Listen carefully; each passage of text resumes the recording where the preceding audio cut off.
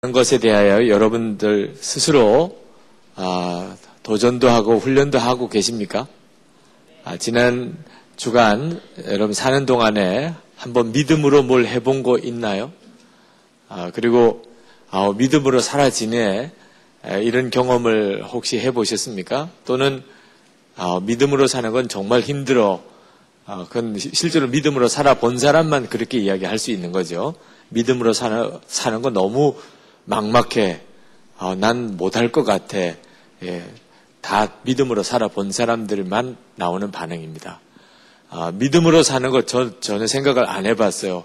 이런 사람들 진짜 나쁜 사람입니다. 그렇게 설교를 했는데도 아무 생각 없이 살았다면 믿음으로 살아서 그 점에 대해서 승리를 했든 실패를 했든 믿음으로 살아보려고 했다는 것 자체가 여러분들의 삶을 바꾸기 시작합니다.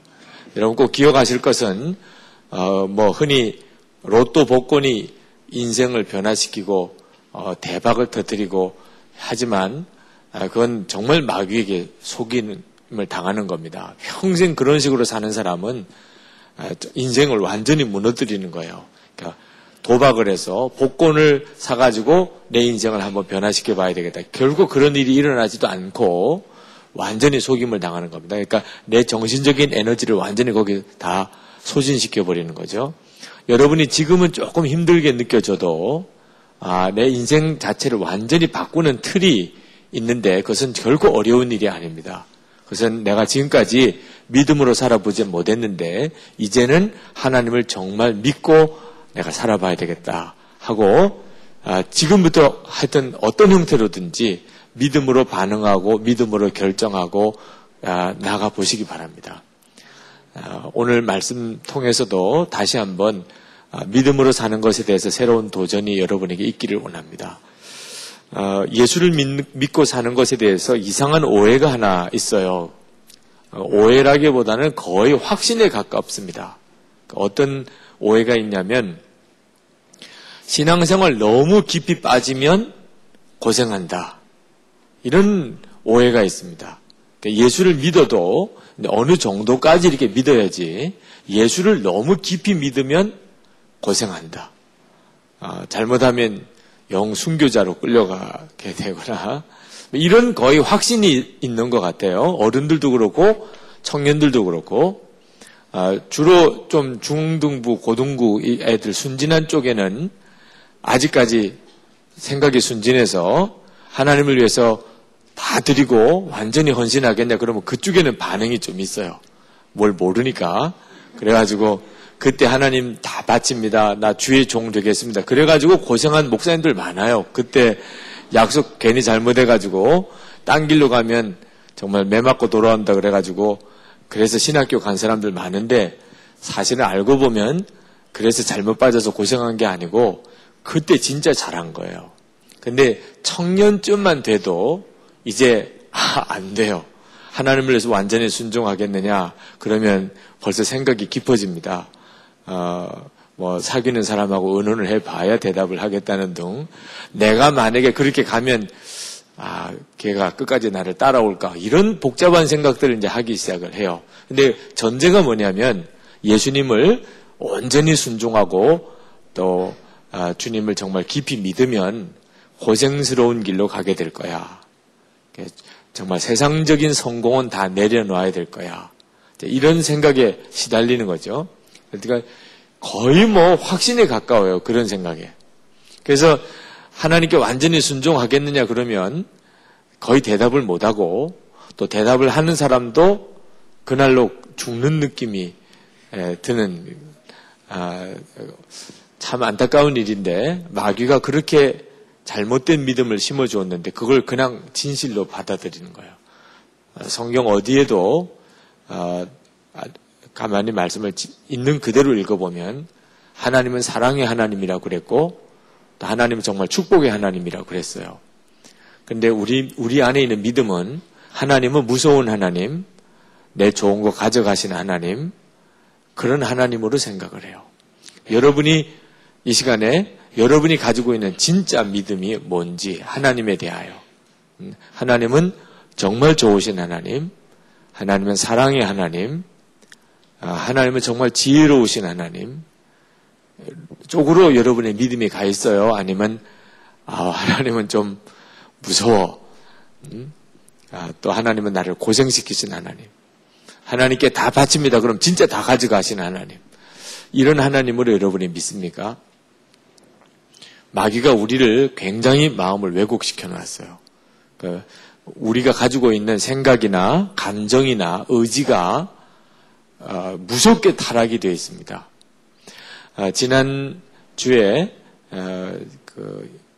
이대 다락방이 있죠. 이대 뒤에 그 다락방 책임을 지고 있는 이용희 교수님, 여기 경원대학 교수님이신데 그 교수님이 목사님들 모임에서 그런 이야기를 하셨어요. 그 월남 이상재 선생이 일제시대 때 그 며느리가 재봉틀을 잃어버리고 우는 것을 보고 그때 당시에 집에 재봉틀이라면 그건 대단한 가구입니다. 그죠? 옷에 입고 이불하고 뭐 모든 집안의 필요를 다 재봉질 해가지고 썼잖아요. 근데 그 재봉틀을 잃어버렸어요. 도둑이 들어와서 재봉틀을 가져가서 며느리가 그게 너무 아까워서 펑펑 울었어요. 그랬더니 월남 이상재 선생님이 그 우는 며느리에게 그렇게 책망을 했다고 그럽니다. 너는 나라 잃을 때는 안 울더니 재봉틀 잃고 우느냐 했다는 거예요. 우리가 그런 사람입니다. 나라 잃을 때는 오히려 울지 않아요. 그런가 보다 그러고 뭐 걱정하는 것 같기도 하지만 그러나 내 거 하나 뭐 작은 거 잃어버리면 그건 난리 나요. 그리고 너무 아깝고 너무 억울하고 우리 의지가 그만큼 병들어 있는 겁니다. 진짜 울어야 될 것은 울지 못하고 그거 비하면 아무것도 아닌 것에 대해서는 그렇게 애타하고 그게 우리 자신이라는 거예요. 믿음도 이렇게 왜곡이 되어 있습니다. 마귀가 우리 믿음을 아주 무섭게 병들게 했어요. 그래서 믿음으로 산다는 것에 대해서 용기를 못 가집니다. 왜? 하나님이 진짜 좋으신 하나님이라고 믿어져야 하나님만 완전히 믿고 살지요. 근데 내 안에 하나님에 대한 의심이 있어요. 어떤 사람은 존재에 대한 의심도 있는 사람이 있고 하나님의 존재. 하나님이 계셔도 나에게는 좋으신 하나님이 아니셨다고 또 생각하는 사람이 있고 하나님에 대한 의심이 믿음의 삶의 결정적인 장애물이 됩니다. 근데 로마서에서 지금 말씀하고 있습니다. 하나님이 우리를 말할 수 없는 죄 있는 우리를 오직 믿음 하나로 우리를 구원하여 하나님의 자녀 만드셨다고. 그러니까 믿음으로 구원받은 우리가 정말 누려야 될 것은 하나님의 사랑의 축복을 누리고 사는 거예요. 오늘 그 말씀을 우리에게 해주는 겁니다. 우리 한국교회 성도들이 진짜 하나님을 믿나? 외국에서 오신 분들이 그런 이야기를 이동원 목사님, 지구촌교 이동원 목사님에게 했다고 그래요. 외국에서 오신 분들이 한국교회에 방문하고 목사님들이 이렇게 예배도 같이 드리고 하면서 한국교회 교인들이 얼굴이 너무 심각하다. 우리 한국교회 교인들이 얼굴이 심각한 게 아니라 한국 사람 자체가 얼굴이 좀 심각하잖아요. 그죠? 웃는 거 별로 없고, 그죠?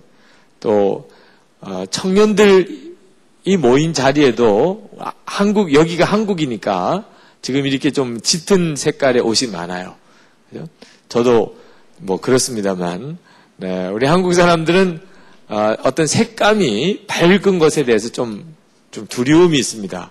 너무 튀게 보이지 않을까, 뭐 이런. 오늘 밝게 입고 온 사람은 정말 축복받을 사람들입니다. 네. 나는 이게 밝은 색깔이 좋아. 그게 은혜 받은 사람이에요. 네. 근데 나도 모르게 색깔이 좀 이렇게 짙은 색깔 쪽으로 가는 것이 우리 한국 사람이 가지고 있는 기본적인 성향이라고 그래요. 그래서 한국 사람들께 많이 모여보면 정말 색깔이 다 어둡습니다. 근데 이 색깔만 어두운 게 아니고 얼굴 표정도 다 어두워요. 그래서 여러분 이렇게 나와서 여러분 이렇게 대해보면 진짜 무슨 화난 사람들처럼 이렇게 보입니다. 괜히 무서워요, 여러분. 여기 나와서 여기 이 자리에 서보면 진짜 무섭습니다. 막 잡아먹을 듯이 노려보는 것 같고 말 한마디도 이렇게 잘 안 나와요. 근데 우리 정말 코이노니아 진행하는 우리 젊은이 교회 리더들 보면 대단하다고 싶어요. 근데 그 분위기를 풀어가면서 약간 망가지는 듯 하면서 전체를 막 웃게 만드는 그 대단한 기술입니다. 네. 근데 그렇게 이야기를 했다고. 왜 한국 교인들은 예배를 드리면서 하나님께 예배를 드리면서 얼굴이 그렇게 어두우냐. 그랬더니 이동원 목사님 갑자기 뭐 대답을 못 하겠더래요. 그래서 그냥 생각나는 대로 나온 대답이 우리는 하나님께 예배 드릴 때마다 주님의 십자가를 이렇게 생각하게 된다. 한국 사람들은 참 믿음이 좋아서 늘 주의 십자가를 묵상하다 보니까 당신이 보기에 좀 얼굴이 어두워서 보이는 거지 그게 참 주님의 고난을 생각하면서 묵상하다 보니까 그런 거다. 그랬더니 그러냐. 이해가 된다고 그렇게 이야기를 하더래요. 그러면서 자기네 교회에서는 예수님의 부활을 주로 묵상하고 산다고 교인들이 근데 여기는 아직도 십자가만 묵상하고 사느냐고 그렇게 이야기를 했다 그래요. 근데 실제로 정말 내 안에 정상적인 믿음이 일어나고 있다면 그렇다면 사람이 밝아지게 돼 있습니다. 내가 은혜를 제대로 받았나 아니냐 하는 차이예요. 여러분이 이제 내가 정말 믿음으로 반응하고 사는지 하는 것을 스스로 체크해 볼 수 있어요. 내가 굉장히 심각한 사람이냐, 또 내가 얼굴이 그냥 굳어 있느냐, 아니면 내가 밝으냐, 자신감이 있냐, 다른 사람을 사랑하고 기쁨이 있고 그런가. 내 분위기가 내가 지금 하나님을 어떻게 믿고 있는지를 말해주고 있는 겁니다. 자, 오늘 이 로마서 5장을 가지고 믿음으로 의롭다함을 받은 이 엄청난 축복이거든요. 믿음으로 의롭다함을 받은 것. 불가능한 일이 이루어진 거예요. 기적이 일어난 겁니다. 내 안에. 죄사함을 받았고 하나님의 자녀가 되는 권세를 얻은 것. 이거는 기적입니다. 여러분은 진짜 기적의 주인공이에요. 어디 가서든지 나는 정말 기적의 주인공이라 그래도 틀림이 없어요. 그렇게 말할 수 있어야 하는데 내가 무슨 기적의 주인공이야. 이렇게 생각하는 것은 여러분이 스스로 예수 그리스도로 인하여 여러분에게 허락된 하나님의 자녀된 축복이 무언지를 잘 모르는 거 있는 겁니다. 내가 진짜 지옥에 갈 사람이었는데 천국에 갈 사람이 됐다는 것이 얼마나 엄청나고 놀라운 변화요 축복인지를 여러분 스스로가 잘 모르는 것이죠. 성령께서 그것을 여러분에게 알게 해주시기를 원합니다. 그래서 주변에 있는 사람들이 여러분을 보고 나는 너가 우리 중에서 제일 잘 사는 사람인 줄 알았어. 이런 이야기 들을 수 있게 되기 바랍니다. 네, 얼굴 표정이나 뭐 말하는 거나 이렇게 보고. 근데 어땠다는 거예요? 네, 집에 와보고 너무 실망했다 이런 뜻이죠. 어떻게 너 이런 집에서 살면서 그렇게 당당하고 그렇게 기쁘고 그렇게 참 넘치게 그렇게 사니 이런 뜻인데 그것은 구원의 비밀을 모르기 때문에 그런 거죠. 첫 번째로 죄사함의 복보다 더 큰 복이 없다는 것을 성령께서 여러분에게 깨닫게 해주기를 원합니다. 저는 목회하면서 그런 이야기를 실제로 들었어요. 목사님, 저는 예수 믿었지만 별로 복 받은 것은 없어요. 이런 말을 들었습니다. 혹시 이 시간에 여러분 중에도 목사님, 제가 그래요. 제가 예수 믿었지만 별로 복 받은 건 없어요. 우리 집안은 엉망이고 또 나 자신도 그렇고 뭐 어려서 굉장히 불행한 일이 있었고 또 하나님 앞에 기도를 많이 했지만 내가 뭐 진학을 할 때나 취직을 할 때나 하나님 참 저는 하나님 앞에 좋은 거 하나 못 받았어요. 그죠? 또 겨울은 다가오는데 옆구리는 시린데 주님 정말 그 많은 형제 자매 중에 없습니까? 그래도 여전히 옆구리가 시리고 하나님 나 좋은 건 하나도 안 주시네요. 이런 사람이 혹시 이 자리에 있다면 그러면 하나님께서 오늘 여러분의 생각을 정말 바꿔주시기를 축복합니다. 진짜를 보게 해주시기를. 예수 믿고 복 받은 게 별로 없다. 그것은 눈이 안 뜨여서 그런 거예요. 오늘 1절 2절 말씀에 보면 우리는 믿음으로 의롭다 하심을 받았으므로 믿음으로 의롭다 하심을 받았다는 말은 실제로는 전혀 자격이 없는데 하나님께서 엄청난 축복을 주신 거예요. 의롭다함을 받았다. 그건 하나님의 자녀라 인정받았고 천국 백성이 되었다는 거예요. 오직 믿음 하나만 가지고 우리 주 예수 그리스도로 말미암아 하나님과 더불어 평화를 누리고 있다. 하나님과 나와는 평화를 누리고 있어요. 그건 모든 걸 가진 거나 마찬가지예요. 하나님과 내가 평화를, 하나님과 나 사이 이제 막힘이 없어요. 네, 내가 믿음으로, 복음을 믿음으로 내가 죄사함을 받았고 하나님이 나를 의롭다고 인정해 주셔서 하나님 자녀 삼아 주셨기 때문에 이제는 하나님과 나 사이에는 막힘이 없어요. 여러분 이게 얼마나 큰 축복인가를 알아야 됩니다. 제자훈련 때 공부하신 분들이 있으실 건데 지금 숭의교회 높은 뜻 숭의교회 김동호 목사님 한번 부활절 설교를 라디오에서 들었습니다. 그분이 이렇게 설교를 하시는 것을 들었습니다. 저에게 생명과 같이 소중한 것들이 있습니다. 아이들은 저를 아버지로 인정하여 존경해 주고 있습니다. 아내도 저를 남편으로 극진히 사랑해 주고 있으며 많은 교인들이 저를 제법 좋은 목사로 인정해 주고 있습니다. 이것이 무너진다면 내 생명과 인생은 아무것도 아닙니다. 그러나 저에게는 그와 같은 축복의 관계를 단번에 다 깨뜨릴 수도 있는 죄와 허물이 있습니다. 그동안 제가 지은 죄의 10분의 1, 아니 100분의 1만이라도 드러나고 공개된다면 저들은 제가 자신들의 아버지와 남편 그리고 목사라는 사실을 인정하기 싫어할는지도 모릅니다. 세상에 제게 있어서 그처럼 치명적인 일이 어디 있겠습니까? 저는 죄의 삭시 사망이라는 말씀에 1000번 동의합니다. 죄의 삭은 사망이 맞습니다. 자식에게 아버지로 존경받지 못한다면, 남편에게 아내에게 남편으로 사랑받지 못한다면, 그리고 목사로서 교인들에게 인정받지 못한다면 그것을 어떻게 살아있는 것이라고 할 수 있겠습니까? 그래서 저는 속주의 은혜가 가장 큰 축복임을 믿습니다. 여러분 정확하게 아셔야 돼요. 억지로 그렇다고 믿으라는 게 아니고 정확하게 아셔야 돼요. 무엇이 진짜 축복이냐는 거예요. 돈 많이 버는 것도 뭐 나쁠 거는 없지요. 그죠? 또 좋은 대학, 뭐 좋은 직장 다 귀한 거고 또 여러분이 하고 싶은 일에 성공하는 것도 다 귀한 거죠. 또 정말 결혼하고 싶은 상대와 결혼하게 된 거, 뭐 그런 것도 뭐 참 기쁜 일이죠. 그러나 그 모든 것들은 진짜 축복에 비하면 아무것도 아니에요. 진짜 축복은 내 모든 죄가 사함을 받은 겁니다. 속죄함을 받은 거예요. 그저 용서받았다는 정도가 아니고 깨끗이 지워진 거예요. 내 모든 죄가. 실제로 여러분 생각해 보세요. 만약에 여러분이 가지고 있는 은밀한 죄, 정말 누구에게도 드러나서는 안 되는 죄, 그런 죄들이 있습니다. 나만 알고 있는 죄. 그 죄가 드러나면 모든 관계가 다 깨어질 것 같은 죄. 그러나 영원한 비밀은 없습니다. 언젠가는 다 드러나게 된다면 세상에 그것보다 두려운 일이 어디 있어요. 그렇죠? 우리가 이렇게 선한 목적의 젊은이 교회에서 모였지만 나중에 우리가 죽어서 천국에 가서 여러분의 그 지난날의 모든 기록이 천국에는 기록이 돼 있다고 그러잖아요. 하나님의 생명록에. 거기는. 그랬다면 여러분 천국 가고 싶어요? 아니에요? 네.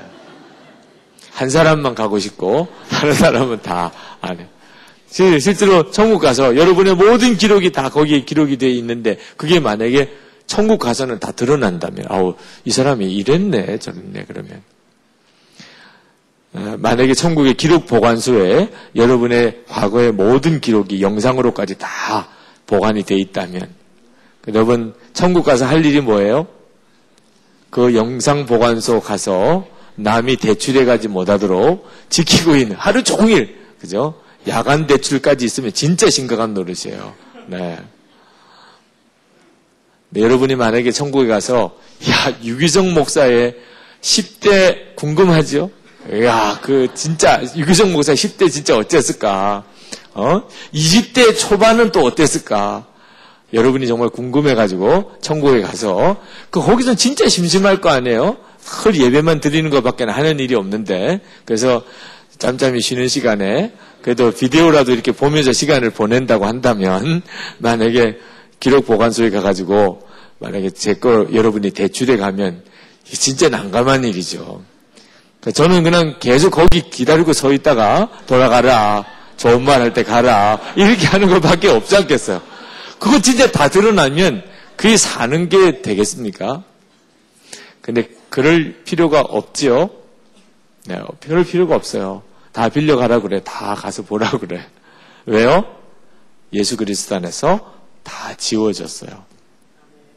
실제로 여러분 만약에 정말 끔찍한 일이지만 여러분의 정말 부끄럽고 드러내지 말아야 될 어떤 내용이 그게 그만 영상으로 잡혀가지고 인터넷에 돌고 있다네. 그러면 진짜 사는 맛이 나겠어요? 그건 정말 지옥이죠. 그때 여러분이 간절한 소원이 있다면 뭘까요? 그 영상물을 그 원본까지 내가 어떻게 입수해서 빨리 파기시켜버리는 거. 그죠? 그게 떠돌아다니고 있는 다음에는 어떻게 편안하게 잠을 잘 수가 있습니까? 근데 놀라운 것은 예수 그리스도 안에서 하나님이 우리에게 주신 축복이 그 모든 부끄러운 죄, 그게 다 지워져 버렸다는 거예요. 그러니까 우리는 천국에 갈 때까지 무슨 비밀을 간직하고 사는 사람이 아니에요. 우리에겐 숨겨진 비밀이 있는데 그걸 어떻든지 이거 드러내지 않아야 돼. 적어도 죽을 때까지는 드러내면 안 돼. 그런 정도가 아니에요, 우리는. 우리는 이미 지워져 버려 있는 거예요, 지워져. 세상 사람들은요, 숨기고 사는 거죠. 결국은 드러난. 그래서 그들은 죽음이 두렵고 심판자리 가는 게 두렵지요. 우리는 숨기고 사는 사람이 아닙니다. 죄가 있는데 그걸 숨기고 사는 것. 우리는 그런 사람이 아니에요. 우리는 모든 죄가 다 씻음을 받았어요. 할렐루야. 이것이 가장 큰 축복이에요. 여러분이 나중에 죽고 지옥과 천국이 갈라질 때 그때 여러분이 천국 가는 길에 들어서고 여러분의 모든 죄는 정말 다 지워졌고 여러분 이건 정말 황홀한 거죠. 황홀한. 여러분이 이 축복이 가장 큰 축복인 것을 알아야 합니다. 그래서 세상 사람은 그 비밀을 몰라요. 속죄함의 축복이 지금 여러분이 사는 환경에서는 별로 중요한 문제가 아니에요. 여러분이 뭐 속죄함의 축복을 받았다고 학교 생활이나 직장 생활에 뭐 달라지는 게 있습니까? 지금은 아무 의미가 없는 것처럼 보여요. 속죄함의 축복을 받은 사람이나 속죄함의 축복을 받지 못한 사람이나 지금은 학교에 뭐 학점 따는데 뭐 도움이 되는 것도 아니고, 그죠? 직장 생활에 뭐 그것 때문에 뭐 특별히 뭐 승진이 더 되는 것도 아니고. 그래서 사람 마음에 속죄함의 축복은 복도 아닌 것처럼 여겨져요. 그러나 여러분, 이제 인생의 진짜 문제에 부딪힐 때가 옵니다. 학교, 직장, 돈 버는 거, 이거 다 순간에 지나가 버리고 이제 진짜를 대면해야 될 때가 와요. 그것은 여러분이 결국은 어디에 속한 사람이냐? 지옥에 속한 사람이냐? 하나님에게 천국에 속한 사람이냐? 이 문제를 결정해야 될 날이 옵니다. 그때 내가 예수 그리스도 때문에 내가 속죄함을 받아 하나님과 화평케 됐어요. 여러분, 이 복을 내가 받았기 때문에 나는 정말 부끄럽게 사는 게 많아요. 그러나 내가 천국 가는 자의 반열에 서게 됐다. 이거보다 더 큰 축복이 어딘단 말입니다. 이걸 여러분이 알아야 하는 거예요. 내가 엄청난 축복을 받았구나. 그 다음에 두 번째, 이런 속죄의 축복을 내가 받았다는 것을, 이게 진짜 복이라는 것을 깨닫고 나면 모든 복이 나와 함께 있다는 것을 알게 됩니다. 내가 믿음으로 먼저 반응하게 될 수 있어요. 3절, 4절, 5절에 보면 그뿐만 아니라 우리는 환난을 자랑합니다. 자, 속죄의 축복을 받은 사람은 어떤 믿음의 결론이 나오느냐 하면 환난을 당하는 일이 있어도 그걸 자랑을 해요. 전에는 환난은 진짜 나를 부끄럽게 하는 거고 좌절시키는 거였죠. 그리고 정말 희망을 잃어버리는 거죠. 근데 속죄의 축복을 내가 진짜 알게 되면 그 다음엔 환난이 와도 아하, 하나님이 나에게 뭔가 유익하게 하느라고 이런 일도 주시는구나, 이렇게 믿어진다는 거예요. 그래서 우리가 알기로 환난은 인내력을 낳고 인내력은 단련된 인격을 낳고 단련된 인격은 희망을 낳는 줄을 알고 있기 때문에 우리는 환난이 와도 자랑한다. 너무 기쁘니까. 여러분 자랑하는 거 있지요? 여러분 나름대로 나는 참 외모 뛰어난 것 외에는 자랑할 게 없다, 이런 사람도 있지요? 왜 이렇게 참 잘생기게 하나님 만드셨는지 참 어떤 때는 좀 부담스럽죠. 너무 나에게만 주목하니까. 그죠? 다른 지체한테 미안하기도 하고. 그래서 교회 나오기도 좀 부담스러운 친구도 있어요. 왜? 다 나만 보니까. 그죠? 옆에 있는 사람한테 너무 미안하고. 그런 친구도 있긴 있더라고요. 네. 위로를 드립니다. 네. 그런 친구는 너무 부담스러운. 네. 가지고 있는 게 돈밖에 없다는 사람도 있고, 우리 집은 정말 가지고 있는 게, 우리 집은 참 너무 가난하다고 그러던데, 정원사도 가난하고, 운전사도 가난하고, 요리사도 가난하고, 우리는 우리 집은 다 가난한 사람만 있다고, 이런 식으로 또 자기를 드러내는 친구도 있기도 있더라고요. 하여튼, 정말 우리가 사는 동안에 자랑할 것들이 다 있는데, 믿음으로 의로움을 받은 사람, 속죄함의 축복이 가장 큰 축복인 줄 진짜 깨달은 사람, 하나님과 이제 화평케 된 사람은 환난을 자랑하는 거예요. 내가 어려움 겪는 걸 자랑하는 거예요. 이건 진짜잖아요. 이게 진짜죠. 왜? 그 환난이 내게 복이 되는 것을 진짜 믿을 수 있어야 환난을 자랑하는 거죠. 나 이번에 또 떨어졌어. 그게 자랑이 되는 거예요. 또 떨어졌다니까 나 따라다니면서 얘가 돌았나 이렇게 싶은 생각이, 너무 충격받았구나. 근데 그게 진짜 본인에게는 너무너무 기쁘고, 나 이번에 진짜 또 떨어졌어, 이렇게 될 수 있는 사람, 그 사람은 정말 하나님을 믿는 거죠. 환난이 내게 자랑이 된 사람, 그 사람은 정확하게 하나님을 믿는 거예요. 그것이 내게 유익이 된 것을. 그러나 그 눈이 뜨이는 일은 결국 그렇게 쉬운 일은 아닙니다. 눈이 뜨이고 안 뜨이고는 한순간이지만, 여러분 주광조 장로님이라고 아세요? 주기철 목사님의 막내 아들입니다.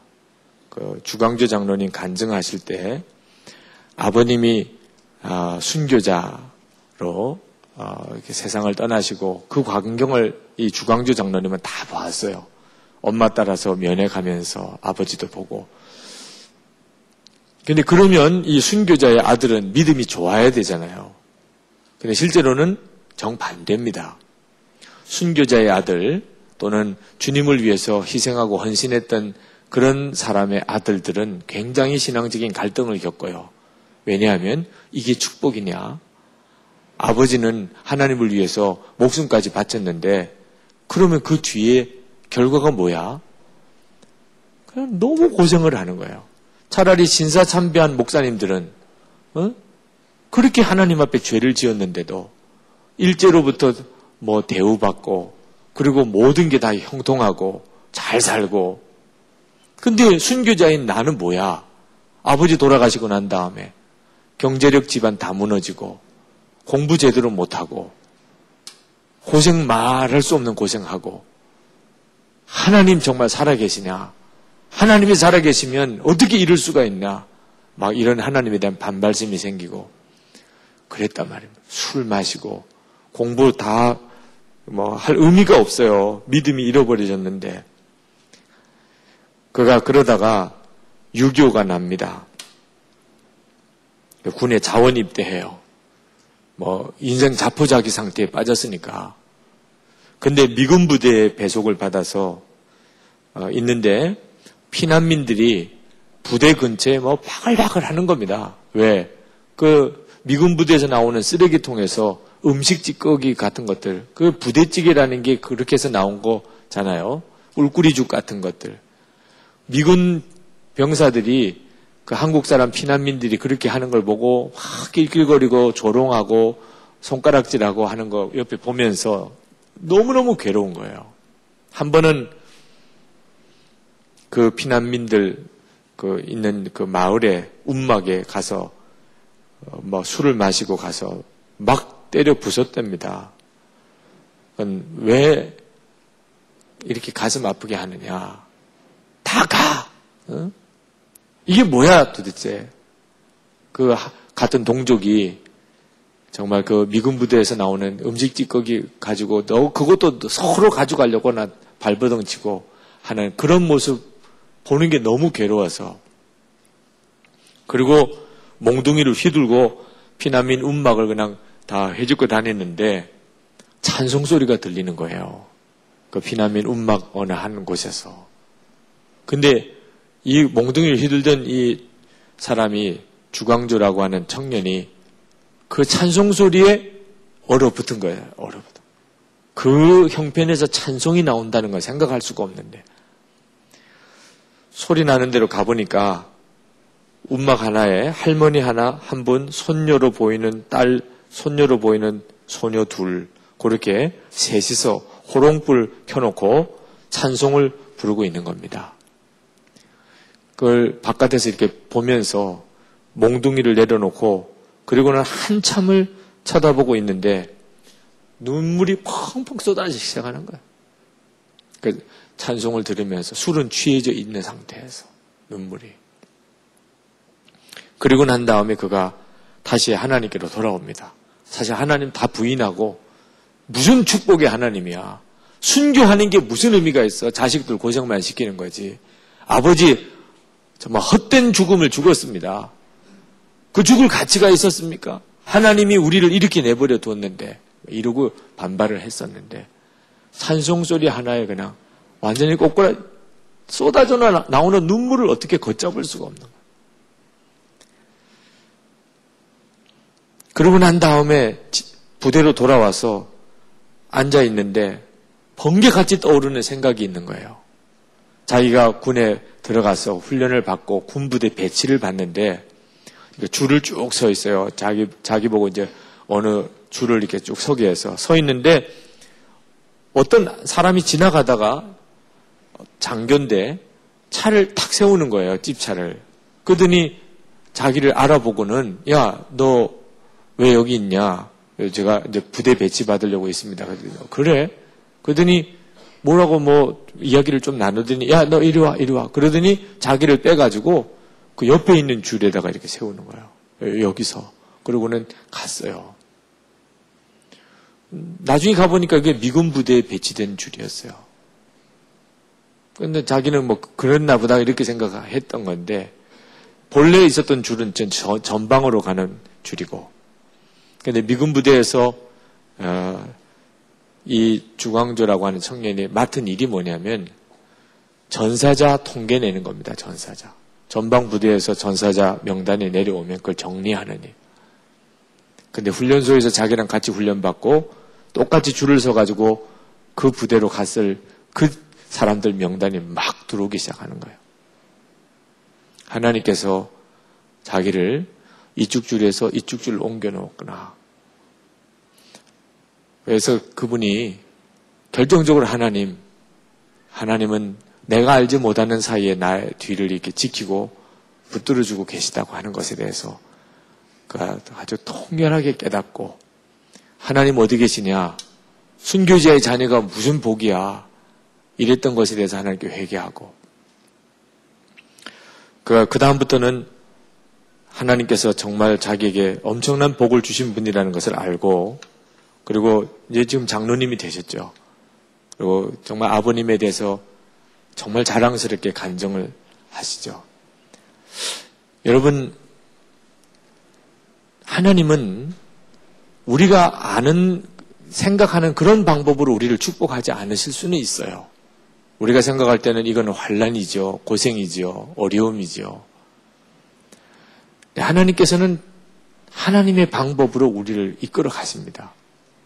다윗은 괜히 굴 속에서 살게 했습니까? 요셉은 괜히 종으로 팔려갔나요? 그것도 하나님의 사랑입니까? 그렇죠. 하나님께서 그렇게 만족하신 거예요. 다윗을 왕으로 세우고 요셉을 총리로 세우는 과정이었죠. 그 하나하나 과정을 보면 이게 축복인가? 우리는 흔히 하나님의 축복과 사랑을 되어지는 일을 보고 판단해요. 이것도 축복인가요? 이것도 사랑인가요? 그러나 믿음으로 살아보면 여러분 꼭 기억하세요. 먼저 믿고 그 다음에 체험하는 거예요. 체험을 하고 믿으려고 해서는 자꾸 혼란에 빠집니다. 이것도 사랑인가요? 이것도 축복인가요? 맨 그러다가 평생을 끝내요. 내가 하나님의 축복이다. 믿으면 그럼 축복을 믿는 자의 반응이 나와요. 요셉처럼 다윗처럼 사라집니다. 애굽의 종으로 팔려가도 억울하게 감옥에 들어가도 하나님은 나를 사랑하시고 나와 함께 계신다. 진짜 믿으면 거기서 믿음의 반응이 나와요. 그래서 그 모든 것이 진짜 합력하여 선을 이루게 된단 말입니다.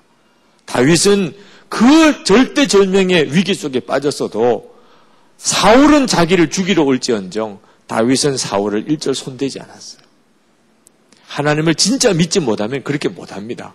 내가 죽을 것 같은데 어떻게 나를 죽이려는 사람을 그냥 살려둬요. 근데 다윗은 하나님을 진짜 믿으니까. 그러니까 하나님이 나 사랑하신다는 것이 결론이 됐어요. 그냥 결론이. 그리고 난 다음에 모든 것을 판단하는 거예요. 내가 대학 입시에 실패했다. 이게 하나님의 사랑이냐. 그렇게 생각할 수 있지만 하나님 나 사랑하신다. 십자가에서 이미 증거해 주셨잖아요. 그죠? 그러고 난 다음에 내가 대학 입시 실패했다. 그러면 하나님이 이 일을 통해서 나에게 뭔가 놀라운 일을 하시려는 모양이구나. 이렇게 믿는 게 믿음으로 사는 스타일인 거예요. 내가 그렇게 가고 싶은 직장을 들어가지 못했어요. 정말 기도하고 하나님께 믿음으로 맡기고 나갔는데도 안 됐어요. 믿음으로 사는 사람은 그 일 자체가 내게 축복이라고 믿어요. 그죠? 그러나 믿음으로 반응하지 못하는 사람은 내가 하나님 앞에 믿음으로 산 게 다 무슨 소용이 있어. 하나님은 내게 좋은 건 하나도 안 주시는데 그렇게 할 수 있는 거죠. 여러분 오늘 말씀을 가만히 보십시오. 8절에 6절부터 우리가 아직 약할 때 그리스도께서는 제때에 경건하지 않은 사람을 위하여 죽으셨습니다. 의인을 위해서라도 죽을 사람은 거의 없습니다. 더욱이 선한 사람을 위해서라도 감히 죽을 사람은 드뭅니다. 그러나 우리가 아직 죄인 되었을 때 그리스도께서 우리를 위하여 죽으셨습니다. 이리하여 하나님께서는 우리들에 대한 자기의 사랑을 실증하셨습니다.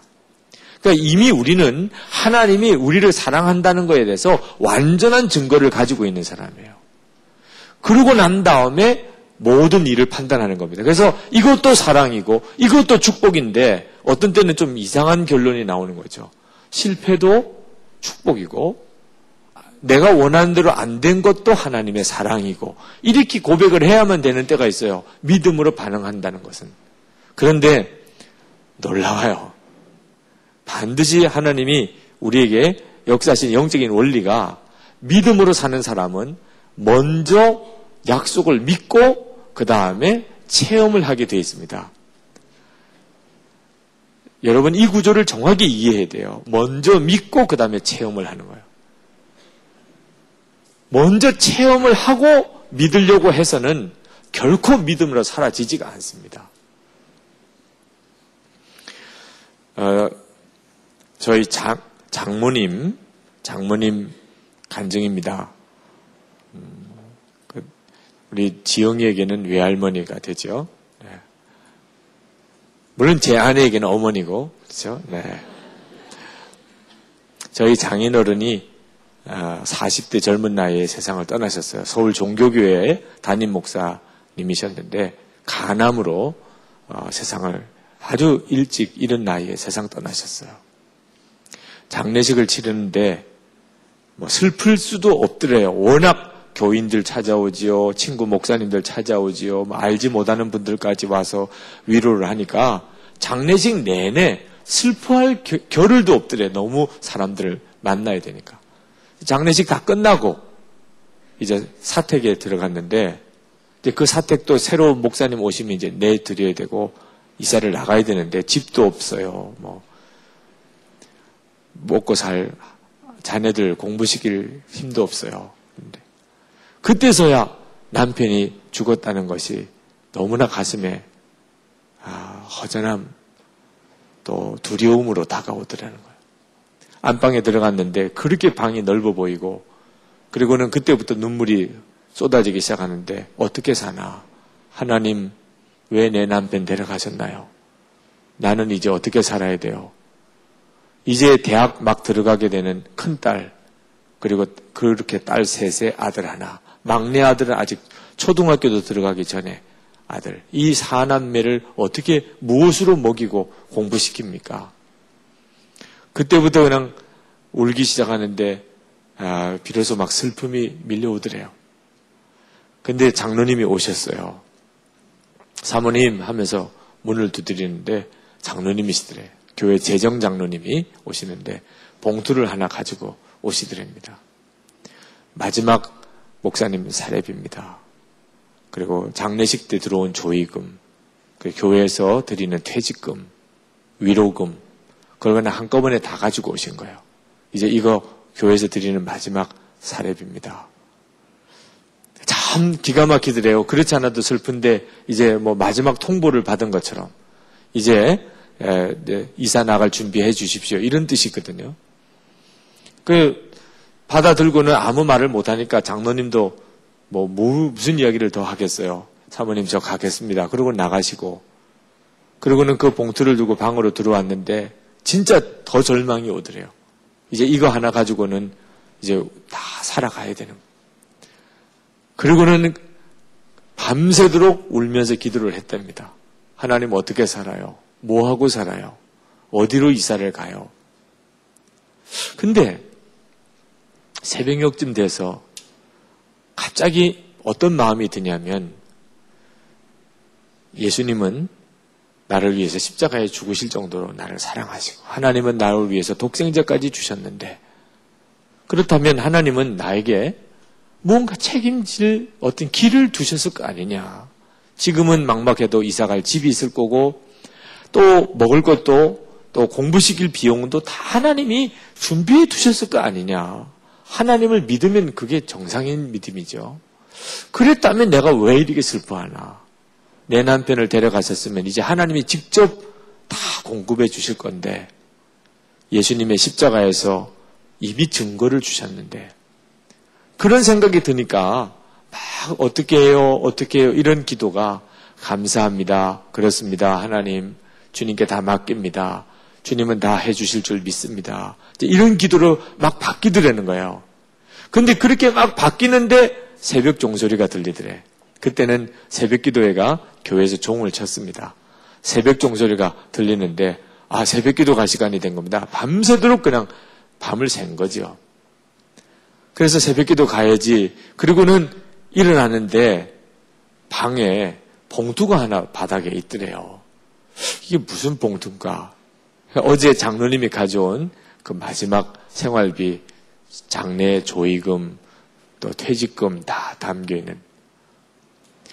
근데 그때 저희 장모님 마음에 너무 하나님의 은혜가 감사해서 다 책임져 주실 거니까 이제부터 하나님께 뭔가 감사를 드리고 싶은데 잘 됐다. 그러고는 거기에다가 그냥 하나님 우리 가족들 자녀들 다 책임져 주실 것 그래서 감사합니다. 그리고는 그걸 감사한금으로 다 드렸다는 거예요. 교회에.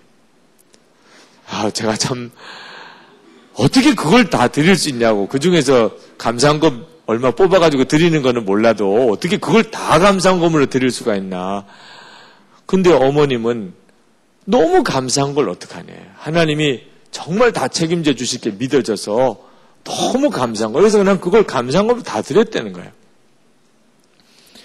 여러분 정말 믿음으로 사는 것은 그 자체가 놀라운 거예요. 믿어지는데 어떻게 해요? 마음이 믿어지는데. 하나님은 이런 어려운 형편에서도 다 책임져 주시고 하실 것 믿어지는데, 그러고 난 다음에 진짜 하나님 다 책임지셔 주셨어요.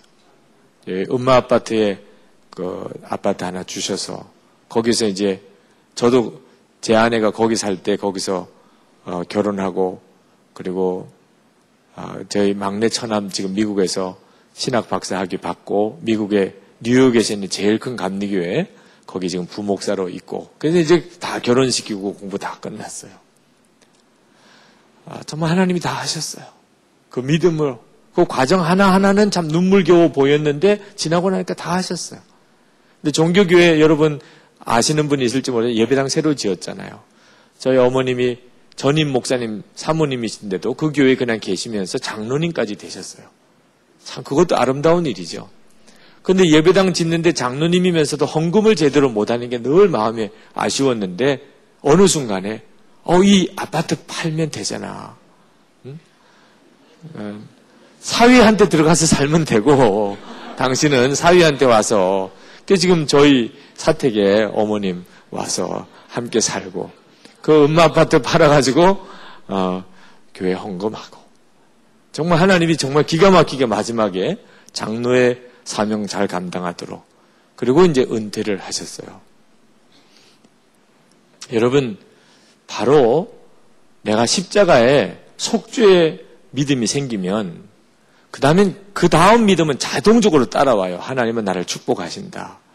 하나님 나 사랑하신다. 그 믿음은 자동적으로 따라오는 거예요. 그리고 그 믿음으로 모든 환경을 다 재해석하는 겁니다. 하나님께서 나에게 참 더 큰 유익을 주시려고 이렇게 하셨구나. 여러분, 혹시 여러분을 좌절시키는 것이 무엇이 있습니까? 그러면 다시 진짜 믿음으로 재해석해 봐야 돼요. 여러분의 집안, 환경이 여러분을 좌절시킵니까? 여러분 자신의 어떤 능력이 여러분을 좌절시키나요? 여러분에게는 하나님이 유난히 좋은 것 주시지 않았나요? 여러분이 그렇게 원하는 것에 대해서 하나님 응답 안 했습니까? 재해석해 봐야 돼요. 정말 다 재해석해 봐야 돼요. 어느 목사님 한 분이 그런 간증을 하시더라고요. 대전에서 교회를 개척하시는데 너무 교회가 어려워요. 몇 년 동안 고생을 했지만 교인이 거의 없어요. 그래서 그 어려움 중에 기도를 많이 하시게 됐어요. 그 목사님을 만나봤더니 정말 영적으로 맑으신 분이에요. 주님과 정말 대화가 되는 분이에요. 주님과 대화는 되는데 목회가 안 되는 거예요. 하나님, 저 목회 실패했어요. 그랬더니 예수님께서 너 목회 실패하지 않았다 그러더라는 겁니다. 아니 무슨 말씀이세요? 교인이 거의 없습니다. 하나님, 제가 목회 실패했지요.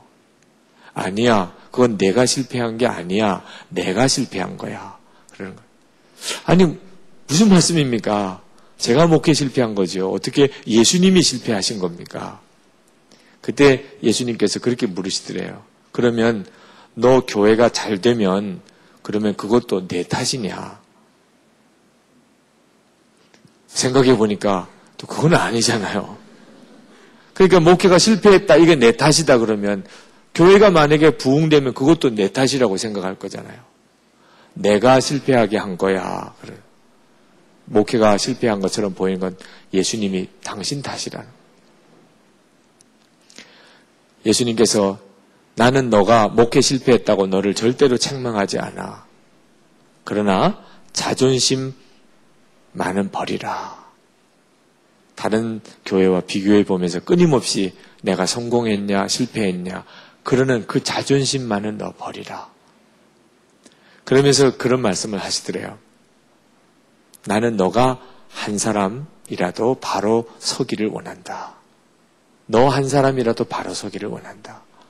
그래서 하셨다는 거예요. 만약에 내가 교회가 막 커지고 부흥이 됐다면 나는 너를 바로 세울 수 없었을 거야. 내가 오히려 이렇게 목회가 실패한 것처럼 어려워지니까 너는 나에게 무릎 꿇을 수 있었고 그리고 내가 너를 바로 세울 수 있었던 거야.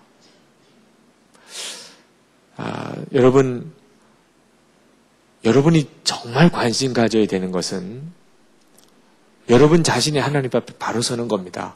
여러분이 사업도 크게 하고 세상적으로도 성공한 것 같은데 정작 본인은 하나님으로부터 잃어버린 자가 될 수 있어요. 그건 나중에 다 잃어버린 겁니다. 하나님이 둘 다를 하실 수 있으면 제일 좋지요.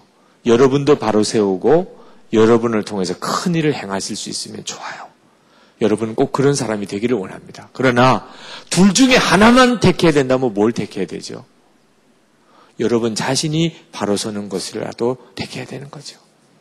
그죠? 그러니까 여러분이 지금부터 믿음의 훈련을 제대로 받아야 돼요.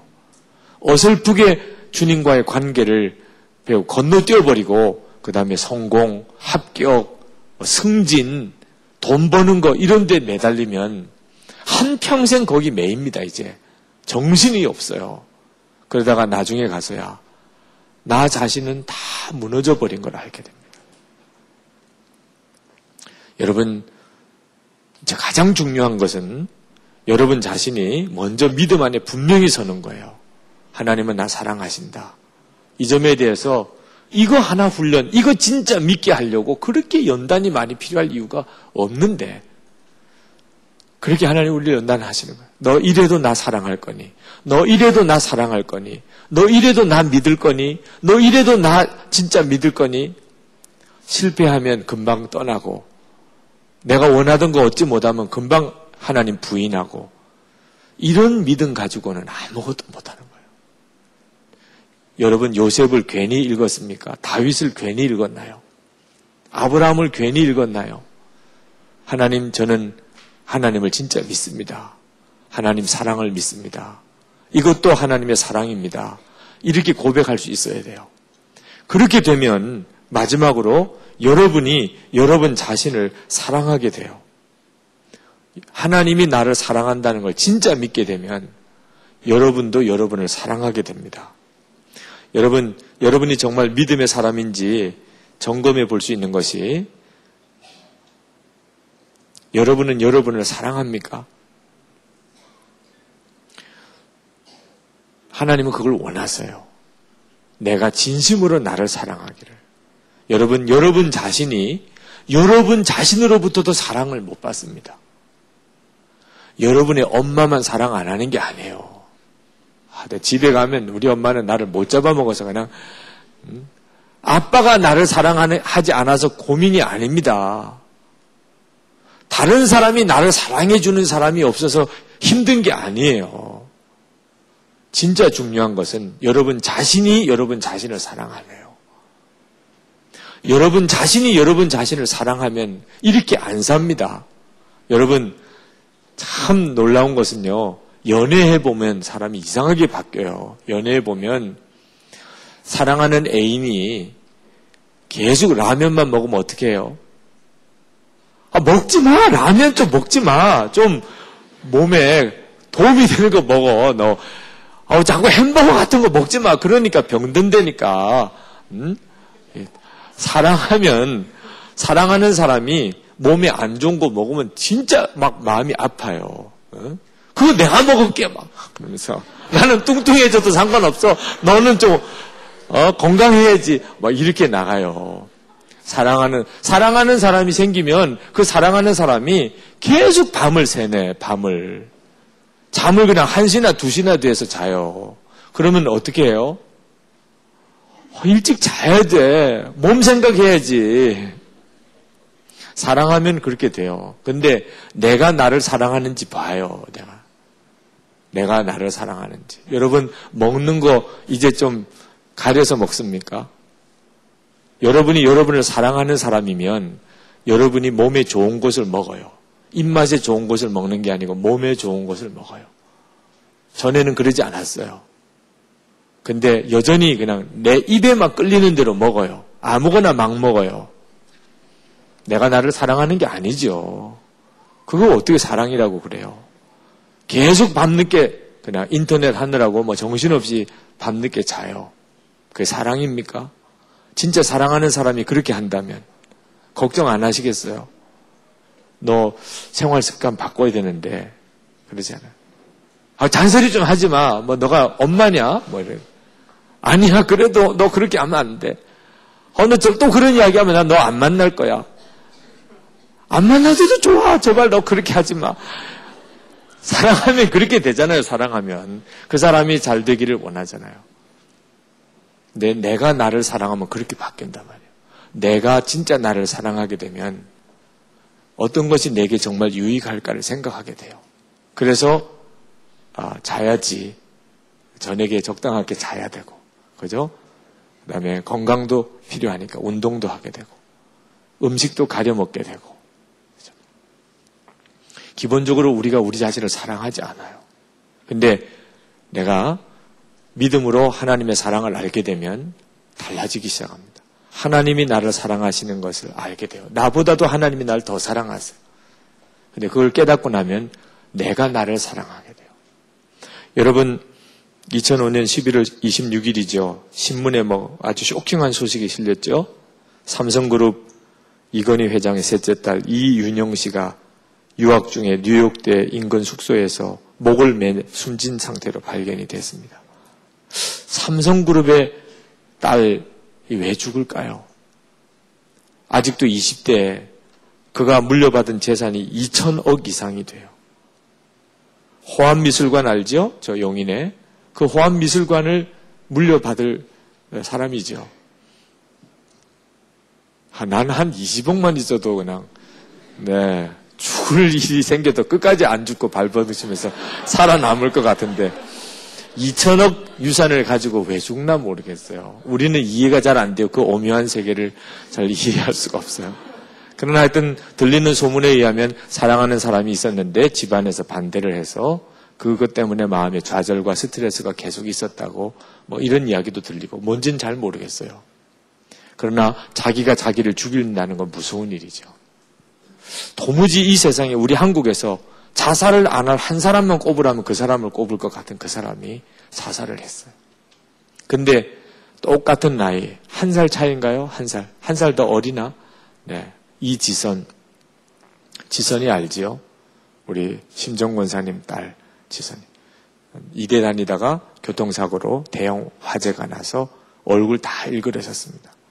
사실 그런 얼굴을 가지고 나가 다닌다는 것 자체가 보통 사람은 할 수도 없는 일 같은데 그는 간증을 다닙니다. 근데 그 책에 지선아 사랑해 그랬잖아요. 지선아 사랑해 그 제목이 자기 얼굴을 처음 보던 날 수술하고 난 다음에 정말 비명을 지를 만했죠. 보통 그때부터 우울증에 빠지게 된다고 그래요. 사람들은 대인 기피증이 생기고 자기 얼굴을 인정할 수가 없는 거예요. 처음에는 지선이도 그랬어요. 근데 하나님이 나를 사랑하셔서 생명을 주셨는데 이 모습도 내 모습이라면 사랑해야지. 하나님이 사랑하시는데 내가 사랑해야지. 참 쉽지 않은 일이지만 다시 거울 앞에 섭니다. 자기의 모습을 본다는 게 고통스럽지만 거울 앞에 서보고 자기 수술 후의 모습을 봐요. 그리고는 손을 들고 그 거울에 비친 자기에게 손을 흔들면서 그때 했던 말, 지선아, 사랑해. 그게 그 책 제목이 되는 거예요. 그러니까 지선이가 그 얼굴을 보면서 나도 널 사랑해.